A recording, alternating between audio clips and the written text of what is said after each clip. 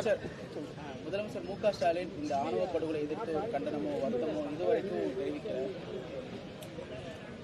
அதுக்கு நான் பதில் சொல்ல முடியாது. அது நமக்கு ஒரு ரத்தம் பதறுது, துடிக்குது, நமக்கு இது சகிக்க முடியல, உறக்க வர மாட்டேங்குது. என்னடா இப்படி போயிட்டு இருக்கு நாடு அப்படின்னு. அதாவது அவர்கிட்ட தான் நீங்கள் போய் கேட்கணும். சட்டம் இருக்கு, நடவடிக்கை எடுக்கணும். அப்போ நீங்கள் என்ன சொல்லி வந்தீங்க? நீங்கள் உங்கள் கட்சியெல்லாம் திமுக இதெல்லாம் ஆரம்பித்து வரும்போது அதிகாரத்துக்கு வரும்போது என்ன சொன்னீங்க? சாதிய ஏற்றதாழ்வுகளற்ற, தீண்டாமை கொடுமைகளற்ற சமதர்ம சமூகம், அப்படி தானே சொன்னீங்க. சமூக நீதியை நிலைநாட்டி அப்படிலாம் வருவோம். நீங்கள் எங்க 60 ஆண்டு ஆயிடுச்சு, இப்போவும் எங்கள் ஊரில் சாவு விழுகுது. சாதி சாவு. கொலை செய், சாதிய எண்ணத்தை கொலை செய், சாதிய சிந்தனையை கொலை செய். சாதிக்காக சாதிக்காக சக மனிதனை சாகடிக்க கூடாதுல்ல.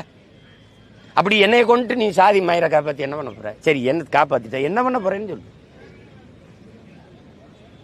இங்க தமிழர்களுக்கு இருக்கிற பிரச்சனையே மொழிப்பற்று, இனப்பற்று ஊட்டப்படாமல், திட்டமிட்டு சாதிப்பற்று, மதப்பற்று ஊட்டப்பட்டு இதனால வீழ்த்தப்பட்டதுதான். எது செத்தாலும் சரி சாதி செத்துறக்கூடாது, மதம் செத்துறக்கூடாதுங்கிற எண்ண ஓட்டம் தான் இது காரணம்.